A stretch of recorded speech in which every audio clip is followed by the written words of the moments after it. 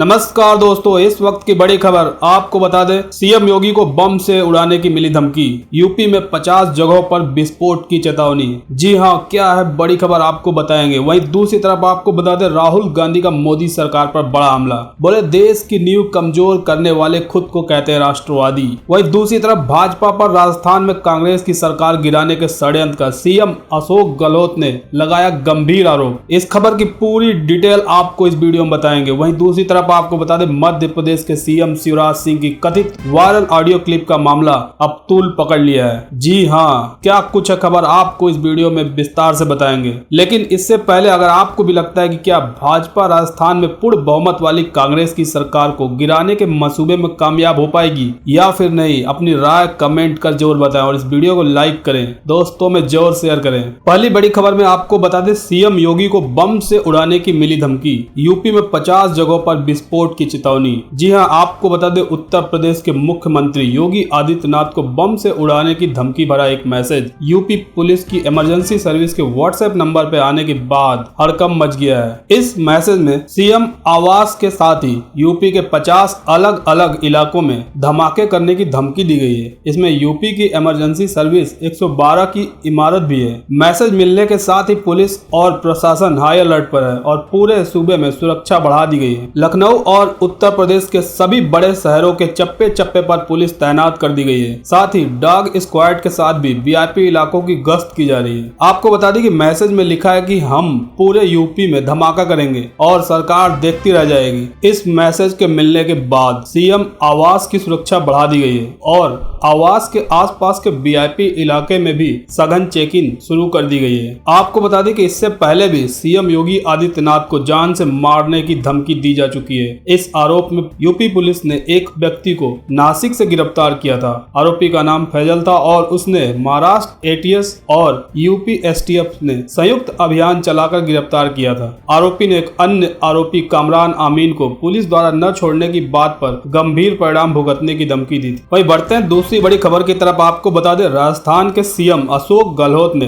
कांग्रेस के विधायक की खरीद फरोख्त का गंभीर आरोप लगाया है। जी हां, आपको बता दें, राजस्थान में कांग्रेस ने विपक्षी पार्टी भारतीय जनता पार्टी पर विधायकों की खरीद फरोख्त का आरोप लगाया है। मुख्यमंत्री अशोक गहलोत ने शुक्रवार को प्रधानमंत्री नरेंद्र मोदी और गृह मंत्री अमित शाह का नाम लेते हुए कहा, पीएम और अमित शाह देश के लोकतंत्र को नष्ट कर रहे हैं। गहलोत ने बीजेपी पर अपनी सरकार को अस्थिर करने का आरोप लगाते हुए कहा कि ऐसे वक्त में जब देश कोरोना वायरस से जूझ रहा है तो प्रधानमंत्री नरेंद्र मोदी और अमित शाह मिलकर लोकतंत्र को खत्म कर रहे हैं। गहलोत ने शुक्रवार को अपने उप मुख्यमंत्री सचिन पायलट और दूसरे कांग्रेस नेताओं के साथ जयपुर में एक प्रेस कॉन्फ्रेंस की, जिसमें उन्होंने कहा, इस वक्त हमें यह तय करना है कि कौन दर्द बांट रहा और कौन दवा। गहलोत ने मध्य प्रदेश में भी कांग्रेस की सरकार गिराने का जिक्र करते हुए कहा कि जब पूरी दुनिया वायरस से जूझ रही थी तो बीजेपी मध्य प्रदेश में कांग्रेस की सरकार गिराने में व्यस्त थी। राजस्थान के उप मुख्यमंत्री और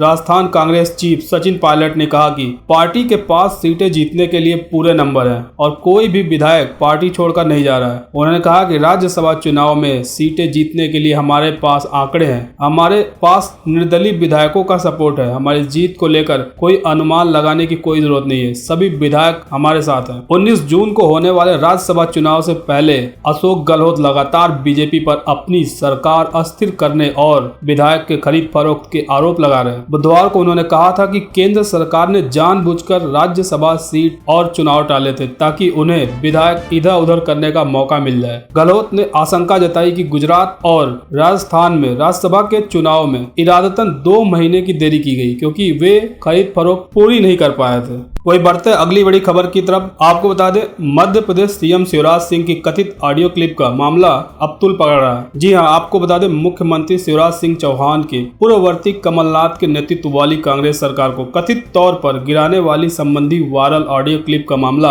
अब तूल पकड़ता जा रहा है। इस मुद्दे पर हमलावर रुख अख्तियार करते हुए कांग्रेस सड़क पर उतर आई है। सिर्फ बीजेपी के नेतृत्व की सह पर कमलनाथ की पूर्व कांग्रेस सरकार को अस्थिर करने का आरोप लगाते हुए कांग्रेस कार्यकर्ताओं ने शुक्रवार को इंदौर में प्रदर्शन किया। इस दौरान कांग्रेस नेताओं की प्रशासनिक अधिकारियों के साथ बहस भी हुई। प्रदर्शन में शहर कांग्रेस अध्यक्ष विनय बाकलीवाल, विधायक संजय शुक्ला सहित कई नेता विरोध प्रदर्शन में शामिल हुए। गौरतलब है कि मध्य प्रदेश के मौजूदा मुख्यमंत्री शिवराज सिंह चौहान की एक कथित ऑडियो क्लिप वायरल हुई थी, जिसमें वो इंदौर के सांवेर विधानसभा क्षेत्र के पार्टी कार्यकर्ताओं को संबोधित कर रहे हैं। क्लिप में चौहान को यह कहते हुए सुना गया है कि केंद्रीय नेतृत्व ने यह तय किया है कि सरकार गिरनी चाहिए, नहीं तो ये बर्बाद कर देगी, तबाह कर देगी। और आप बताओ, सिंधिया और तुलसी भाई के बिना सरकार कैसे गिर सकती थी? और कोई तरीका नहीं था। कांग्रेस कह रही है धोखा तुलसी सिलावट ने न दिया, ज्योतिरादित्य सिंधिया ने न दिया, धोखा कांग्रेस ने दिया। हालांकि टाइम्स 9 न्यूज इस ऑडियो क्लिप की पुष्टि नहीं करता है। हालांकि एसआर मित्रा इस ऑडियो क्लिप की पुष्टि नहीं करता है। ऑडियो क्लिप वायरल होने के बाद कांग्रेस ने तीखी प्रतिक्रिया दी। कांग्रेस प्रवक्ता नरेंद्र सलूजा ने तीखी प्रतिक्रिया देते हुए कहा, बीजेपी शुरू से ही कांग्रेस के इन आरोपों को नकारती रही, जबकि पूरे प्रदेश ने देखा कि जो विधायक बेंगलुरु में बंधक बनाए गए थे उनके साथ बीजेपी के नेता मौजूद थे। उनकी तस्वीरें भी कई बार सामने आई। लेकिन कल तो प्रदेश के मुख्यमंत्री शिवराज सिंह चौहान ने खुद इंदौर के रेसिडेंसी कोठी में सांवेर के कार्यकर्ताओं की एक बैठक में सार्वजनिक रूप से यह स्वीकार कर कांग्रेस के उन आरोपों पर मुहर लगा दी है। इसमें इस बात की भी पुष्टि हो गई है बीजेपी का केंद्रीय नेतृत्व भी इस साजिश व षड्यंत्र में शामिल था और जानबूझकर कांग्रेस सरकार को गिराया गया। बढ़ते हैं अगली बड़ी खबर की तरफ। आपको बता दें, देश की नींव कमजोर करने वाले खुद को कहते हैं राष्ट्रवादी। जी हां, आपको बता दें, कांग्रेस के पूर्व अध्यक्ष राहुल गांधी ने भारत और अमेरिका में पहले जैसी सहिष्णुता नहीं होने का दावा करते हुए शुक्रवार को कहा कि अमेरिका में अफ्रीकी अमेरिकियों और अन्य लोगों और भारत में हिंदुओं, मुसलमानों और सिखों को बांटकर देश की बुनियाद कमजोर करने वाले खुद को राष्ट्रवादी कहते हैं। अमेरिका के पूर्व राजनयिक निकोलस बर्क्स के साथ वीडियो कॉन्फ्रेंस के जरिए बातचीत में गांधी ने यह भी कहा कि कोविड-19 संकट के बाद अब नए विचारों को उभरते हुए भी देखा जा सकता है। उन्होंने कहा, विभाजन वास्तव में देश को कमजोर करने वाला होता है, लेकिन विभाजन करने वाले लोग इस देश की ताकत के रूप में पेश करते हैं। कांग्रेस नेता ने यह भी दावा किया कि जब अमेरिका में अफ्रीकी अमेरिकियों और मैक्सिकन और अन्य लोगों को बांटते हैं, उसी तरह भारत में हिंदुओं और मुसलमानों और सिखों को बांटते हैं, तो आप देश की नींव को कमजोर कर रहे हैं। लेकिन देश की नींव को कमजोर करने वाले यही लोग खुद को राष्ट्रवादी कहते हैं। गांधी ने अमेरिका में आंदोलन की पृष्ठभूमि में कहा कि मुझे लगता है कि हम एक जैसे इसलिए हैं क्योंकि हम सहिष्णु हैं, हम बहु सहिष्णु राष्ट्र हैं, हमारा डीएनए सहनशील माना जाता है, हम नए विचारों को स्वीकार करने वाले हैं, हम खुले विचारों वाले हैं। लेकिन आश्चर्य की बात यह है कि अब यह गायब हो रहा है। यह काफी दुखद है कि मैं अब उस स्तर की सहिष्णुता को नहीं देखता हूं जो पहले देखता था। ये दोनों ही देशों में नहीं दिख रही है। उन्होंने यह भी कहा कि मैं 100% आशान्वित हूं क्योंकि मैं अपने देश के डीएनए को समझता हूं। मैं जानता हूं कि हजारों वर्षों से मेरे देश का डीएनए एक जैसा ही रहा है और इसे बदला नहीं जा सकता। हाँ, हम एक खराब दौर से गुजर रहे हैं। मैं कोविड के बाद नए विचारों और नए तरीकों को उभरते हुए देख रहा हूँ। मैं लोगों को पहले की तुलना में एक दूसरे का बहुत अधिक सहयोग करते देख सकता हूँ। बढ़ते हैं दूसरी बड़ी खबर की तरफ। आपको बता दें, लॉकडाउन के दौरान पूरी सैलरी न देने वाली कंपनियों के खिलाफ कोई कार्रवाई नहीं होगा। जी आपको बता दें, लॉकडाउन के दौरान कर्मचारियों को 54 दिन का पूरा वेतन देने के मामले में आज सुप्रीम कोर्ट में सुनवाई हुई। सुप्रीम कोर्ट ने आज इस मामले में अपना फैसला सुनाते हुए कहा कि कर्मचारी और नियोक्ता आपस में समझौते से मामला सुलझाएंगे। इसमें राज्य के श्रम विभाग मदद करेंगे। कोर्ट ने साथ ही कहा कि इस बीच पूरा वेतन न देने वाले नियोक्ताओं के खिलाफ कोई दंडात्मक कार्रवाई नहीं होगी।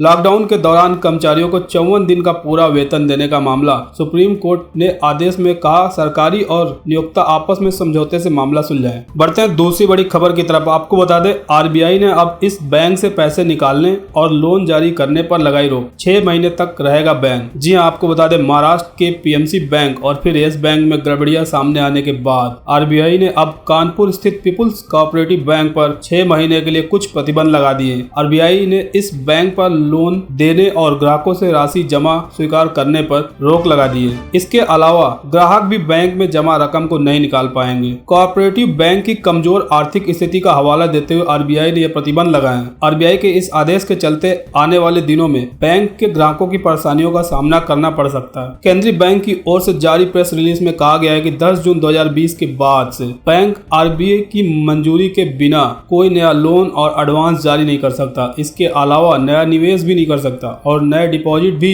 स्वीकार नहीं कर सकते। यही नहीं, केंद्रीय बैंक ने पीपुल्स कोऑपरेटिव बैंक के किसी भी तरह की संपत्ति बेचने पर भी रोक लगा दी है। बढ़ते हैं अगली बड़ी खबर की तरफ। आपको बता दें, बीजेपी पर भड़के गहलोत सरकार के मंत्री। जी हां, आपको बता दें, राज्यसभा चुनाव से पहले ही राजस्थान में सियासी गर्माहट तेज हो गई है। पिछले 3 दिन से होटल शिव विलास राजनीति का गढ़ बना हुआ है। बीती शाम मुख्यमंत्री अशोक गहलोत यहां पहुंचे थे, जो अभी तक होटल में मौजूद है। वहीं बीजेपी ने आरोपों का जवाब देने के साथ ही राज्यसभा चुनाव की तैयारियों को लेकर दोपहर 12 बजे मुख्यमंत्री अशोक गहलोत प्रेस वार्ता भी करने जा रहे हैं। लेकिन इसमें पहले प्रदेश के मंत्री प्रताप सिंह ने जमकर बीजेपी पर निशाना साधा। प्रताप सिंह ने कहा कि बीजेपी फूट डालो की राजनीति कर रही है। इसके साथ ही विधायकों की खरीद फरोख्त की ओछी राजनीति पर भी बीजेपी उतर चुकी है। लेकिन कांग्रेस का कोई भी नेता इस ओछी राजनीति के चक्कर में आने वाला नहीं है। सभी विधायक एकजुट है और हमें किसी प्रकार की कोई चिंता नहीं है। होटल में एक तरह का एक गेट टुगेदर हो रहा है, सभी से विचार विमर्श किया जा रहा है और मुख्यमंत्री अशोक गहलोत भी सबसे बात कर रहे हैं। बढ़ते हैं अगली बड़ी खबर की तरफ। आपको बता दें, बिहार चुनाव में किस्मत आजमाएगी ओवैसी की पार्टी, 32 सीटों पर उतारेगी उम्मीदवार। जी आपको बता दें, हैदराबाद के सांसद ओवैसी की पार्टी AIMIM ने बिहार विधानसभा चुनाव लड़ने का ऐलान किया है। पार्टी विधानसभा की 243 में से 32 सीटों पर अपना उम्मीदवार उतारेगी। AIMIM ने यह भी कहा है कि वह समान विचारधारा वाली पार्टी से गठबंधन करने को तैयार है। ओवैसी की पार्टी ने घोषणा की है कि राज्य में 22 जिलों की 32 सीटों पर वह अपने उम्मीदवार उतारेगी। वर्तमान में विधानसभा में AIMIM का एक विधायक है। कमरुल हुदा ने पिछले साल किशनगंज सीट पर हुए उपचुनाव में जीत हासिल की थी। AIMIM के प्रदेश अध्यक्ष अख्तर उल ने कहा कि पार्टी 32 सीटों पर चुनाव लड़ेगी। उन्होंने कहा कि नीतीश कुमार की सरकार सभी मोर्चों पर विफल रही है। बता दें कि इस साल के आखिर में बिहार में विधानसभा चुनाव होना है। बिहार में 243 विधानसभा सीट हैं। 215 के विधानसभा चुनाव में भारतीय जनता पार्टी को 53 सीट मिले थे, जबकि नीतीश की पार्टी को 80 सीट मिली थी। वह लालू प्रसाद यादव की पार्टी RJD को 71 सीट मिली थी और कांग्रेस को 27 सीट मिली थी। बढ़ते हैं अगली बड़ी खबर की तरफ। आपको बता दें, चीन के साथ सीमा विवाद पर कांग्रेस का बीजेपी पर पलटवार। जी हां, आपको बता दें, कांग्रेस ने राहुल गांधी पर कानून मंत्री रविशंकर प्रसाद द्वारा निशाना साधे जाने पर पलटवार करते हुए बुधवार को कहा कि विपक्ष पर अनुचित और गैर जिम्मेदाराना हमला करने के बजाय सरकार एवं प्रधानमंत्री नरेंद्र मोदी को यह बताना चाहिए कि चीनी सैनिक ने भारत के कितने क्षेत्र पर कब्जा किया है और इस अतिक्रमण के लिए कौन जिम्मेदार है। पार्टी के पूर्व अध्यक्ष राहुल गांधी ने लद्दाख में वास्तविक नियंत्रण रेखा LAC पर गतिरोध को लेकर दावा किया कि चीन में सैनिक भारतीय सीमा में दाखिल हो गए हैं, लेकिन प्रधानमंत्री मोदी खामोश हैं और कहीं नजर नहीं आ रहे। उन्होंने ट्वीट किया कि लद्दाख में चीनी हमारे क्षेत्र में दाखिल हो गए हैं। इस बीच प्रधानमंत्री पूरी तरीके से खामोश है और कहीं नजर नहीं आ रहे। कानून मंत्री रविशंकर ने राहुल गांधी के बयान को लेकर उन पर निशाना साधते हुए कहा कि कांग्रेस के पूर्व अध्यक्ष अर्थनीति और सामरिक नीति को कितना समझते हैं, इस पर बहस होनी चाहिए। उन्हें पता है कि चीन जैसे अंतर्राष्ट्रीय मुद्दे पर ट्विटर पर सवाल नहीं पूछे जाते। प्रसाद ने जवाब में कांग्रेस प्रवक्ता मनीष तिवारी ने कहा कि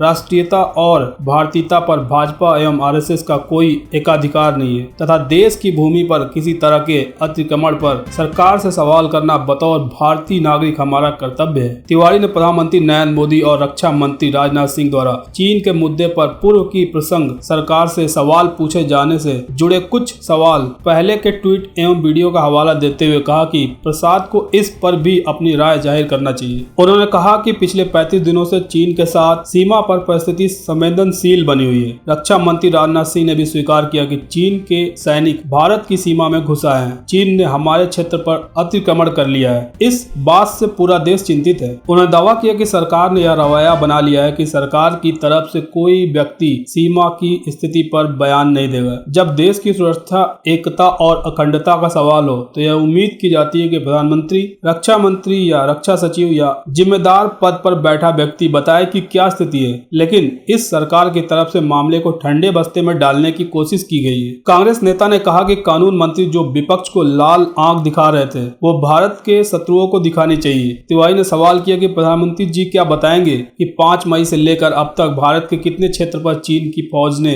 कब्जा किया है। बातचीत के बाद किन इलाकों से चीन की सेना हटी है, अगर हटी है तो LAC से जुड़ी भारत की धारा के मुताबिक उन्होंने जगह खाली की है या नहीं। उन्होंने यह भी पूछा कि 1 अप्रैल 2020 की स्थिति के बहाल करने के लिए सरकार क्या कर रही है। चीन की सैनिकों की घुसपैठ के लिए कौन जिम्मेदार है, क्या सरकार जिम्मेदारी लेने के लिए तैयार है।